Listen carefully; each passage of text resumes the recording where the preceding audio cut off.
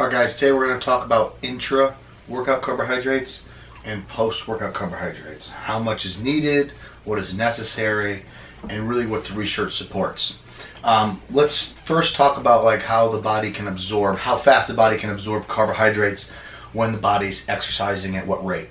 So in a trained athlete exercising intensely, your body can't absorb any more than 1 gram of carbohydrate per minute. So 60 grams of carbs per 60 minutes, okay? Now that is the form of glucose, broken down like maltodextrin, cyclodextrins.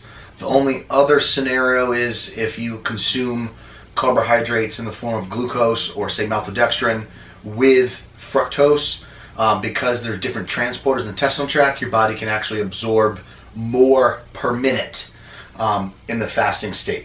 Now we're not going to really get into fructose today.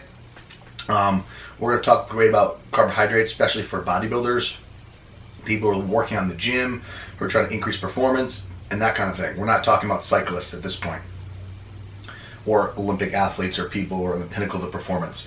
So typically, the one train of thought that many people thought that you don't really need to consume intra-workout carbohydrates to sustain performance unless the workout's greater than 90 minutes or 2 hours at a high intensity, because your body theoretically has enough glycogen stored in the muscles, provided the diet's providing adequate carbohydrates to be able to sustain performance. So now new research supports that really consuming intra-carbohydrates during events, endurance events and such, can help, obviously, of course, delay fatigue, enhance endurance, prolong the muscle's ability to contract over and over and over again.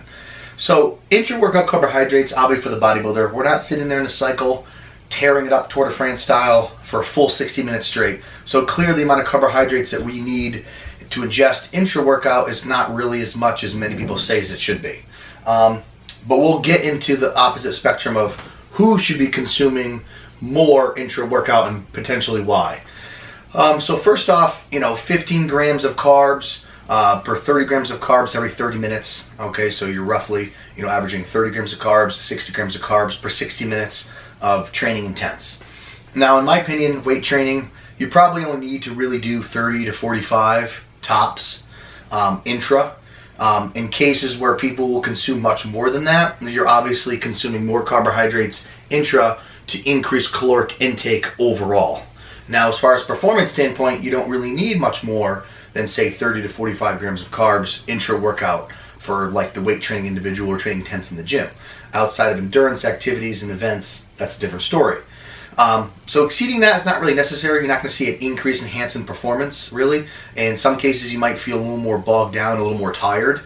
And obviously, depending on how much carbohydrates you consume all at once. Say if you took your intra-workout with your BCAAs and your carbs and you consumed it right in the beginning all at once, and then you trained, versus sipping it throughout. Some of the downfalls of consuming it, say, pre-workout, a larger amount of bolus of carbohydrates that are easy to digest, is you could spike insulin to the point where you become hypo towards the end of your workout, which actually happens to me. So what I typically do is I will do like a scoop of BCAAs, and I will do just 2 scoops, 17 grams of carbs per scoop of the Carbo Plus, and I'll sip it throughout, making sure I finish it around 35-40 minutes into the workout. So the last 20 minutes is not really anything being consumed. And then, of course, after, I'll do post-workout nutrition, which we'll get to in a second.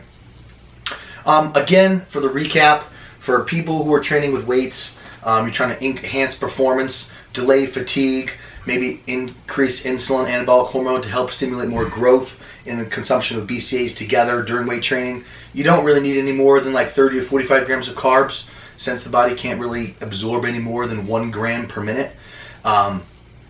Doesn't mean necessarily may not be beneficial if you consume a large amount, but in the sense you feel bloated, slowed down, or sluggish if you consume, say, 100 grams intra, 100 grams post.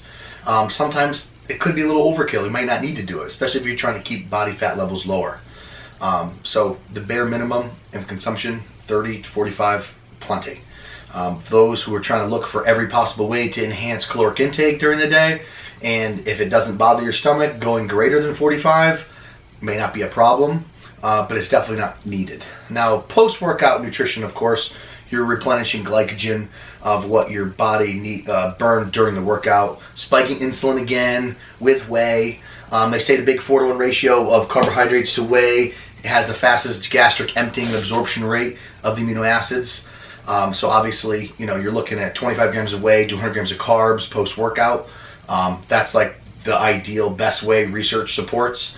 Doesn't mean you're really going to be able to, you can still probably absorb 40, 50, 60 grams of protein post-workout. Obviously, individuals change in size, how much you train. So someone 300 pounds at 6'8", might be able to absorb much more than, say, a 150-pound male at 5'2". So there is discrepancies there. So a lot of this is not across the board. But in general, a 4-to-1 ratio is a better absorption rate.